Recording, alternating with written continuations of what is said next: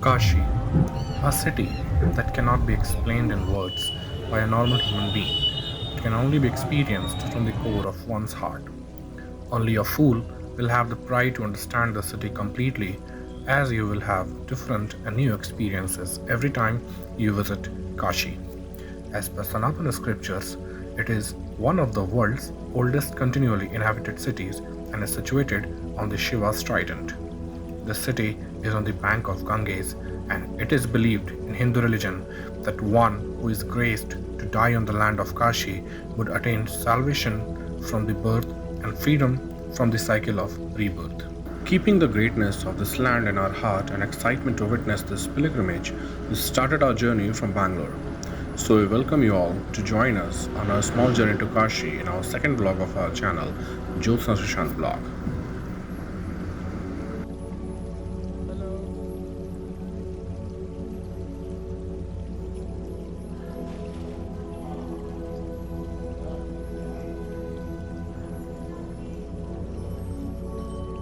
Hey, so we have boarded the flight and 3 hours reaching to Varanasi. Actually, I'm quite excited because in 1.5 years I'm going for the first time to my hometown. So our plan is nothing, just we'll be visiting to Aarti Ghat today, and most probably we will be covering one temple, maybe Manas temple, or we will see. We'll just reach there and we'll plan accordingly.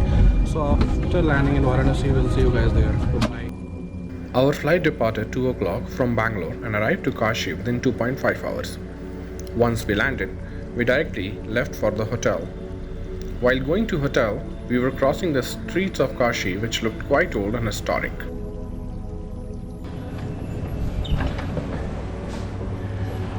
Okay, so we have just arrived at Varanasi and we have checked in our hotel. So this hotel is near Varanasi cantonment, and here is our room. It's quite decent.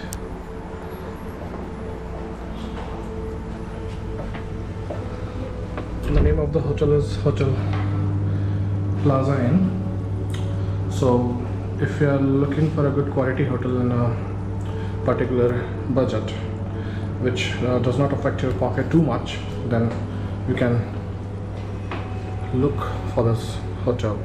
If you are reaching Kashi in afternoon, then go to either the NAMO Ghat or Aarti Ghat to witness the magical Ganga Aarti, which happens twice a day, that is in evening or early morning 4 o'clock. Trust me, the aura of the place during Aarti is something that cannot be explained. You must be at this place to experience that. This magical experience is further enhanced by the mass chanting of Om Namah Parvate Pate Har Har Mahadev.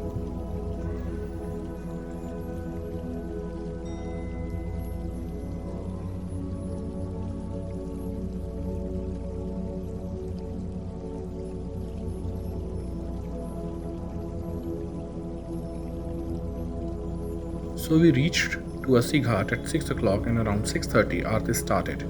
If you want to sit in the front row, then the management will charge 100 per person. So try to be early at the place to get your seat, or else it will be too crowded.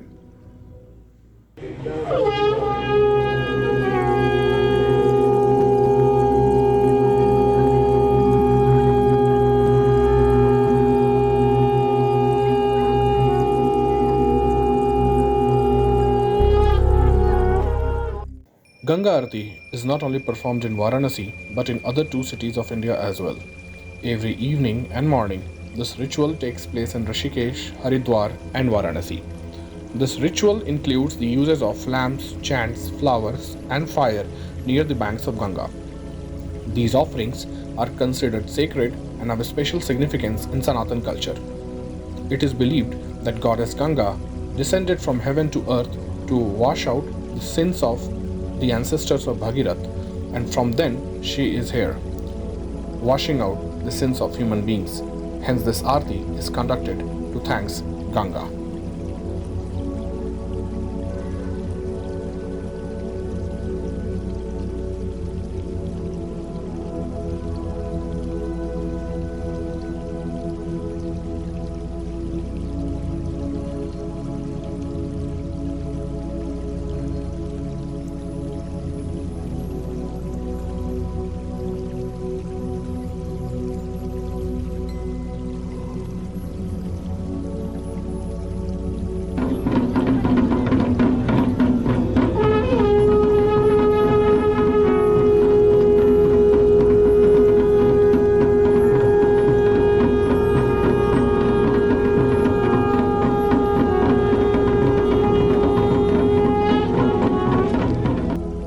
Once Aarti was over, we went for the dinner. We had the local cuisine of our Purvanchal area called Litti Chokha.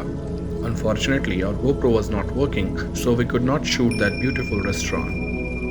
Next morning, we had two things to do: to witness all the ghats and migratory birds on a boat and Kashi Vishwanath Darshan. So we reached again to Assi Ghat and found one boat.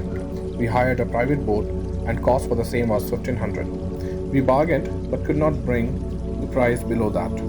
This depends on individuals' capability to bargain. As we began our journey, the Siberian birds came all around the boat as we had food for them.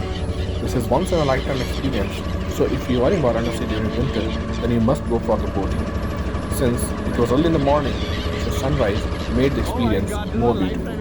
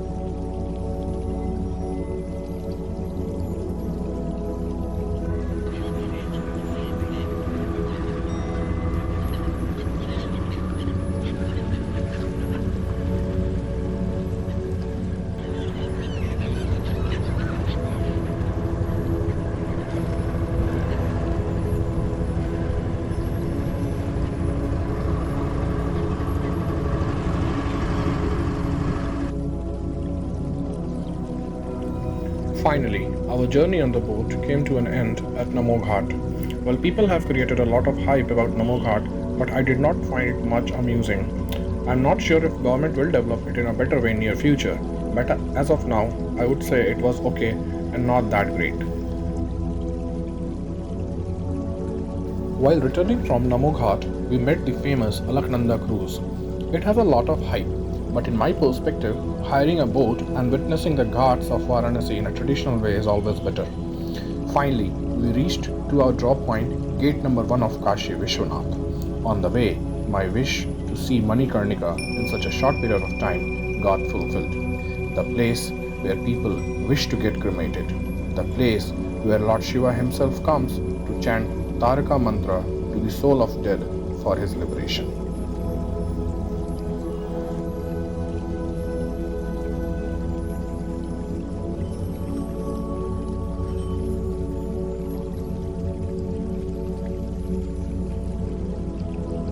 Before going to Kashi Vishwanath, we found Pashupatinath temple.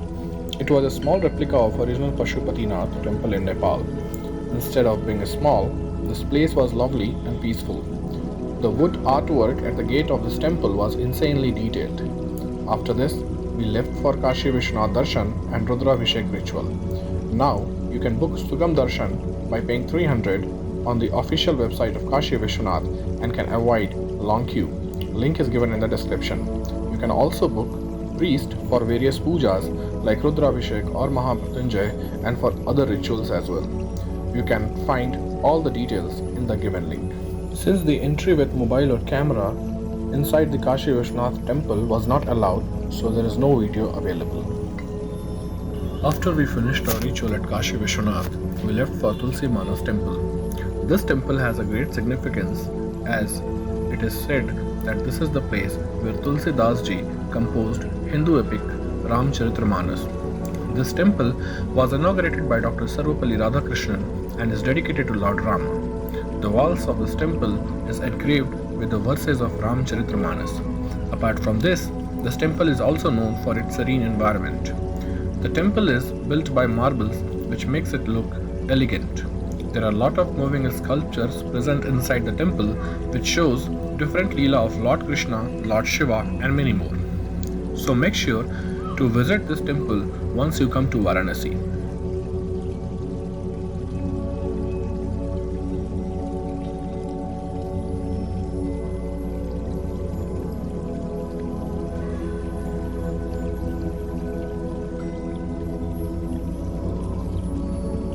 So with this, our Varanasi trip finally ended.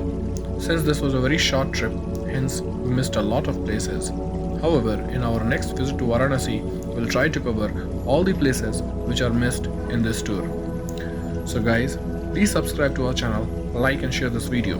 We will be coming up with lots of planned adventure, bike trips and international destinations. So to join us in our journey and stay tuned, hit the subscribe and bell notification. And with this, goodbye to all of you. Take care.